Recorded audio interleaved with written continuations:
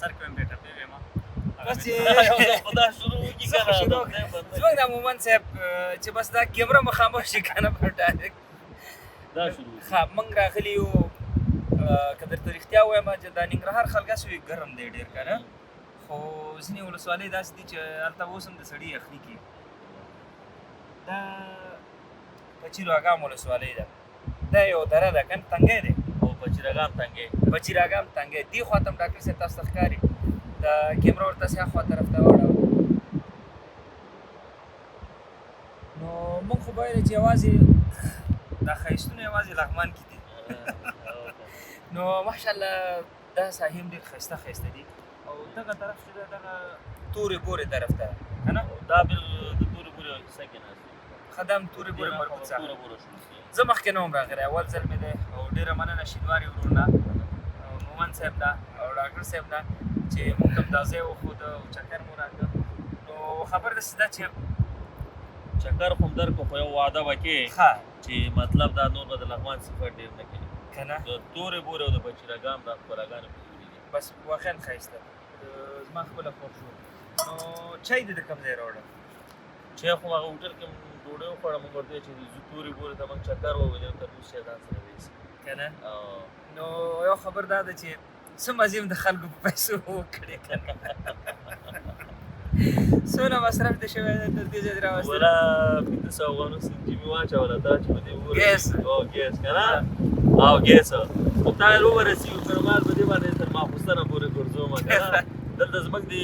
شینوارو طرف ته یو اصطلاح ده څوک چې کمه ډوډۍ خوري ولا وایي دا سینجي کې دی زما موټر سینجي کې دی یو ورځ دې ګرځولی شم په 500 الله دې خیر درکړي ورور واقعا خوند دې وکړ نو مومن صاحب زه بسم الله کوم بچیس زه یو څو غریزه سیمه د یو څو بیتونه دي چې لږ یې په زوره ووایه چې صحیح د بیتونه هم داسې چې ما رانجه چېړه یارانو ما باڼه چېړه یارانو واه نن مې ډېر زړګی خفه دی نن مې مه چېړه یارانو واه واه او کاتڼ ته مو زړه کېږي د حجرې غولي ته راشه او که ټپه چې د سپین غر سر ته به خېږي که ټپه چېړه یارانو واه ډاکټر صاحب وبخښه لږ داسې راتاو شه چې صحیح دي دغه طرف ته نو یو څو ټپې ویم چې ځکه موږ په غریزه سیمه کې ناست یو څو غریز ټپې هم دي چې دا سر دی چې زما د غرونو او خلک خوښ دي واه نه کبرجن وي نه لوزونه ماته وینا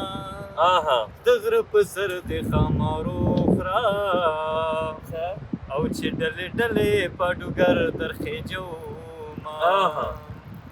او بلتون یوازې په معنا دی بلتون سیلی د هر پاڼه رپوینا واه واه جانان زما زه د جانان یم که په بازار مې خرڅوي ورسره زما بس دغه ټپې دي مومن صاحب تاسو ته ډالۍ بلکې ټولو اورېدونکو ته ډالۍ لیدونکو ته یو بیت ډالۍ کوم مومن صاحب خو ارمان مونږ ته شعر ویلو نو زه به ورته ویم چې د یو مایوسه او ما زړه په اسره روان یم خو بیا هم د وطن غمه در سره روان یم مومن صاحب د وطن یو غمخواره سړی دی نو موږ هم ویلی چې دا خو ټول عمر دردونه دي او هغه د چکر ونه کړي دا د چیرټي والا خلک ډېر زه سپینګیري کېږي پردي غمونه راځي او مومن صاحب ته خلک کیسې کوي شینواری ورور دی الله همیشه داسې ژوندی لري هر کله چې راغلی یاستو دې سړي نازولی یو نو بیا ویل چې کامې ته به لاړ شو کامه خو هم ډېره لیدلې لږ څه راسه ګرمې نو ډاکټر صاحب کیمرې تر شا او ډاکټر صاحب هم ووایي زه دا طرف به لاړ شو مېلمه اصلي ډاکټر صاحب او اصلي ډاکټر صاحب دی نو خیر بیا به کامره ته واخلې ډاکټر صاحب به کښېني بس دا شی صحیح دی بیا راغلو نو پچیراګام ما ویل کېدای شي دا هم دغسې لکه بټي کوټ یا کامه یا دې خوا د نورې ولسوالۍ ګرمې به وي خو واقعا چې ځان ته یو څه وایي مومن صاحب دې وبخښه شینواري ورو بیا دې سیند ښکلا څومره سوچنده کړې ده اوس هم پکې سیلاب راغلی ما دې نه پوښتنه وکړه چې دا اوبه دایمي ده ویل چې شپږو میاشتې په کال کې دا بهیږي نو بیا شینواري ورور یو بله ډېر ښایسته خبرې ته اشاره وکړه چې هغه اخري سر چې دی هلته دومره د سیند دا خول دومره تنګ شوی چې یو 50 تیږې پکې کېدې بندېږي که نه نو الله تعالی دې زموږ او ستاسو د چارواکو ته داسې قوت ورکړي چې د هېواد هر ګوټ کې ضرورت وي مثال د بندونو جوړول وي مثال چک ډیمونه یې اوس ماشاءالله شروع کړي او څه ناڅه جوړ کړي هم دي نو دغسې ځایونه چې پوهېږې اوس دا سیلاب راغلی څومره ځمکې به یې تخریب کړي که نه دا خو دومره زیات نه دی ډاکټر صاحب شاید زوم یې کړي نو که چېرته دغه بند شي د برېښنا د تولید لپاره یو ګټه همدارنګه د خلکو یا د ځمکو د خړوبولو لپاره دوهمه ګټه نو ګډ کار به وشي نو الله دې وکړي چې زموږ دا وطن جوړ شي مومن صاحب ستا د خبرې باندې به زه یو اضافه وکړم مهرباني د افغانستان چې دا ډېر وران شوی دی 40 کاله جنګونه تېر شوي دي یو معمولي خدمت هم ډېر ښکاري نن ما ته جالبه دا وه 300 سکالرشپې کمرې نه که نه مومن صاحب موږ سره ښار کې را روان وو ډېر با احساسه خلک راتلو ولا وایي کور هم ودان ډېر بنیادي او اساسي کار مو کړی نو زه دا وایم که یو څوک پیدا شي بیا دغسې یو بند جوړ کړي که نه او دا کار چا سره د خدمت مو کوي که نه دا باید وکړي نو په د افغانستان کې وړوکی خدمت بیل ښکاري نو بیا که دغسې یو اساسي کار یعنی یو ډیم جوړ شي دا خو بیخي داسې چې په تاریخ کې به لیکل کېږي داسې خپل تا ویل چې 50 متره سي جوخت دی او ډېر داسې ته بیخي تنګی دی که نه نو زه یو خبر دا کوم شینواري ورور ښه زموږ الحمدلله افغانان دومره سرمایه لري چې پردي هېوادونه پرې مزې کوي بله ورځ مې یو ریپورټ کته وی چې په ایران کې تر ټولو زیاته سرمایه گزاري چې کړې تقریبا 1 میلیارډ ډالر ویل که څومره 10 میلیارډ ویل نه پوهېږم خو ما نه اوس یاد وته تقریبا شاید 10 میلیارډ ویل چې 10 میلیارډ پورې افغانانو هلته سرمایه گزاري کړې ده نو زم چې دا پیسې چې څومره مو ګټې که نه که موږ دا میلیارډران کتلي چې څومره مو ګټې اخر کې هغې دې ته تسلیم وي چې دا د خیریه کارونو کې مصرف کړي حالانکه مسلمانان هم نه وي د انسانیت لپاره نو بیا د یو مسلمان په حیث بیا د یو افغان په حیث چې ته سرمایه لرې خیر د هغه خپل د سرمایې یو 2% په زیاتېدو باندې خو به زیاته شي درته کوشش به کوې چې زیاته شي خو دا به هغه شی چې د خپل وجدان ته به همیش لپاره ملامت دی 15 میلیارډ چې دغه د ډیم باندې مصرف کړی 15 میلیارډ نه ورو ته خو ټول چا خبره 50 میلیونه خرڅ کړه کنه د ننګرهار په ښار باندې برکم خرڅ کړه دا ولسونه به مصرف کولو وشي نو نوم باندې د چا خبره په تاریخ کې ولیکل شي کنه نو اوس خو ډېر میلیارډران دي څوک یې یادوي نه کنه حتی څوک راشي ډېر کم خلک به هغه ته سلام کلام کوي هغه به نو زه بیا دا وایم چې ستا نوم به هم خلک اوس ډاکټر ناکامورا یو جاپانی و اوس هم چې خل نوم واخلي نو که چېرته مسلمان له دنیا تللی وای که نه ځینې خلک وایي چې مسلمان و الله دې که مسلمان یې الله تعالی دې ورسره نیکوي معامله وکړي نو زه وایم که چېرته مسلمان وای خلکو که نوم اخیسته نوم سره به ورته هغه د عزت کلمه مې استفاده کوله چې شی ورته وایي چې نور الله مرقده یا دغسې نو که چېرته ژوندی وی خلک به دې په سر سترګو ګرځي او که وفات وي خلک به دې ټول عمر دعاګانو کې یاد ساتي که ته مړ یې نوم به دې ژوندی فکر به دې ژوندی والله ټول فامیل او ټوله کورنۍ ټول عمر به خلک د هغې احترام کوي نو ژوند دی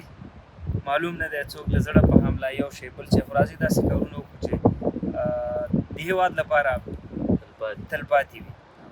نو څنګه ډاکټر صاحب ته بالکل صحیح خبره ده صحیح خبره زه هم پکې همدا وایم چې هغه یو ځواب چې بیت دی چې وطنه ته مې مور یې ته مې پلار ته مې بابا یې وطنه ته زما یې وطنه ته زما یې تاریخونه دي ژوندي دي بچي دې مېړنې دي وطنه نه د روسیې نه د چین نه امریکا وطنه ته زما یې بالکل دا وطن زموږ او ستاسو دی که چېرته دا د نورو ملکونو هر یو پکې راغل په لسګونو کلونه یې تېر کړ پکې زورونه یې پکې استعمال کړ څه یې چې خوښه و هغه یې وکړ که نه بیا هم لاړل بیا هم محتاطه پاتې دی نو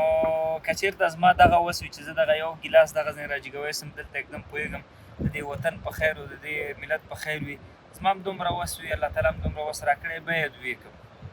که تا ته یې ډېر وس درکړی ته به باید ویې کړې نو بیا مخکې مې وویلې چې همیش لپاره به یې د خلکو په زړونو کې په والله دا افغانان نه دي په ډېر کم شي خوشحالېږي په ډېر کم شي خوشحالېږي راشئ څوک تجارت کوي سرمایه گزاري وکړي کارخانې جوړې کړي نور داسې کارونه وکړي چې خلک سره په کاروبار باندې مصروف شي خپله دلته نه اوسېږي بل ځای کې اوسېږي راشه کار دلته شروع کړم بل ځای کې اوسېږي خو کار خو به یې دلته وي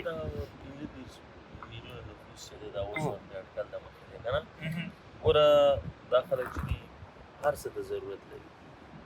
برق ته ضرورت لري یو بلې فابریکې کارخانې ته ضرورت لري ځکه طبعا خو چې ژوند کې خو د ژوند دپاره خو اسباب پکار دي هغه اسباب چې خرڅېږي هغه دپاره کارخانه جوړه تر ټولو ملکونو نه کې افغانستان داسې یو هېواد داسې یو ملک دی چې په هغه کې انساني قوه ډېره ارزانه ده بل موږ ځوانه قوه لرو. او جرمني تېر کال ته که فکر دغه مهاجرینو چې یو ځل مخه شو 2 میلیونه دی یوازې ځوانان دې په خاطر هلته اجازه ورته ورکړه چې 2 میلیونه دی جذب کړي تر څو کارونه پرې وکړي. ځکه هلته د کار قوه ختمه وه، هلته ځوانان نه وه. نو ویې غوښتل موږ دلته اوس یو عادي کارګر ته موږ د ورځې 300 افغانۍ 250 افغانیو باندې هم کار کوي. نو که چېرته ته په ترکیه کې زموږ ملګري دي هغلته زراعت پروژې دي، مثال ځمکې اجاره اخیستې دي، هغه ماته وایي چې موږ که یو کارګر راشي چې دلته موږ سره کار وکړي د میاشتې ورته 10,000 لیرې زه هغه ته مزد ورکوم. د میاشتې 10,000 لیرې تقریبا 1,20,000 افغانۍ کېږي. څومره وړاندې دلته د میاشتې 6,000 7,000 افغانۍ چاته ورکړه هغه در سره کار کوي. نو ته چې هلته سرمایه ګزاري وکړې ښه دی، که دلته یې وکړې ډېره ښه ده. څومره فایده څومره کار. مومن صاحب د افغانان چې د کار وړتیا وغټې که نه دا ورلډ کپ تېر شو، ښه بالر پکې افغان راغی، ښه بیټسمین پکې افغان په هر برخه کې. یعنې موږ دا قوه لرو. او بل اخري خبره به دا وکړو چې په وطن خو مو ډېره خبره وکړه مومن صاحب، که د دې سیمې د جنګ انځور په اړوند به تا په خبرونو کې ډېر اورېدلي که نه، په ښکلی راته وغږېږي او بیا دا د اوبو شور او زمزمه یې جوړه کړې ده په دې راته وغږېږي. یاره نن خو ورورو که درته ووایم دومره خوندوره هوا ده، دومره ښایسته، یو خو اسمان هم ورېځ دی، مخکې باران هم شوی. نو الله تعالی داسې یو هېواد راکړی، دنیا جنګونه پرې تېر شوي دې ځای کې، حتی هغه د بمونو مور و حساب و کتاب هر څه سیستم شوی. 20 کاله مخکې که درته توره بوره کې کیمیاوي وسلې استعمال شوي، تر کیمیاوي وسلو پورې په دې ځای کې استعمال شو. خو الله تعالی داسې یو هېواد راکړی دی چې 6 میاشتې پرې تېرې شي بیا هېڅ شی هم نه ښکاري. فکر دی که نه؟ نو خبر داسې ده چې الحمدلله هېواد مو ډېر ښایسته، داسې هوا پسې خلک وړاندې کېږي. صحیح ده. مثال نورو ملکونو کې ژمی څو میاشتې هم داسې سره مخته رواني، یا اوړه پکې څومره زیات وي که نه، نو هم د اوړي خوند دی او هم د ژمي خوند دی. اوس نورو ملکونو کې خلک ځي مر ته ځان اچوي چې ویټامین ډي نه وي که نه، لوڅ ځان غورځوي. چې دلته نو الحمدلله زموږ ځوانان وګوره، زموږ سپین ږیري وګوره، قصه کې هم نه وي. نو هم یې لمر د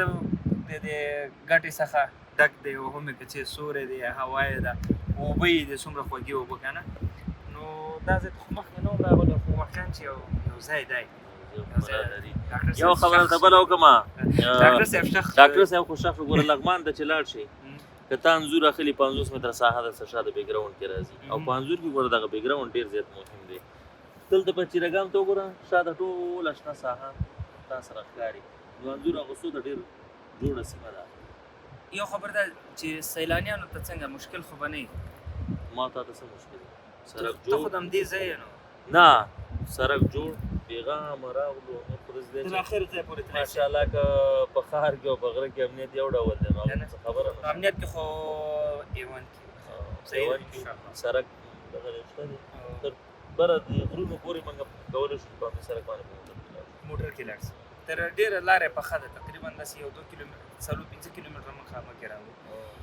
نو راشئ، چکر ووهئ، خوند واخلئ، وګرځئ او شکرانه ادا کړئ د دې امنیت او افسرا تېر شه دی ښایسته هېواد الله راکړی دی. او الله تعالی زموږ د اقتصادي مشکلات هم حل کړي. الله تعالی ځوانان په کاروبار کې انشاءالله دغه اقتصادي هغه کوم سرکل یا دوره چې ده دغه چې زموږ لږ باثباته شوه، نو په دې پوه شه چې زموږ داسې یو ځوان هېواد دی، په لسګونو کلونه پکې جنګونه شوي دي، بس 2-3-4-5 کاله چې صحیح خدمت ورته وکړو، داسې آبادي کې چې نور ملکونه په 100 کالو کې هم نشي آبادولی. څنګه؟ نو الله دې وکړي چې دا هېواد مو آباد شي، وطن مو جوړ شي، امنیت او هر څه همداسې لکه څنګه چې اوس دي، الله دې همداسې نور هم دایمي لري. او خدای تعالی دې نور دا غمونه او دا شیان ختم کړي. الله دې موږ په علم باندې سنبال کړي او فقط علم ولرو، ټکنالوژي او دا شیانو سره له خیره ورسېږو. نو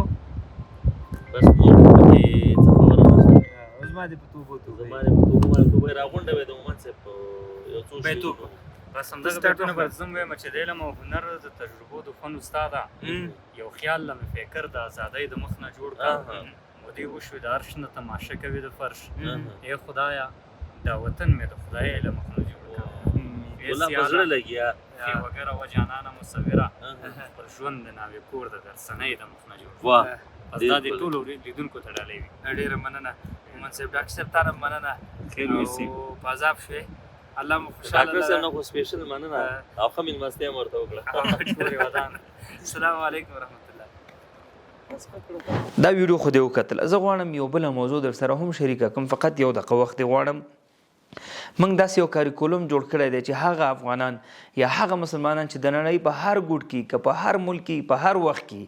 موږ تاسو ته استاد در معرفي کوو. په 2 میاشتو کې خپل د بچي روزنه داسې وګوره لکه ستا دې بچي ته چې موږ 2 کاله روزنه ورکړي. همدا اوس په دغه واتساپ نمبر باندې را سره اړیکه کې شه،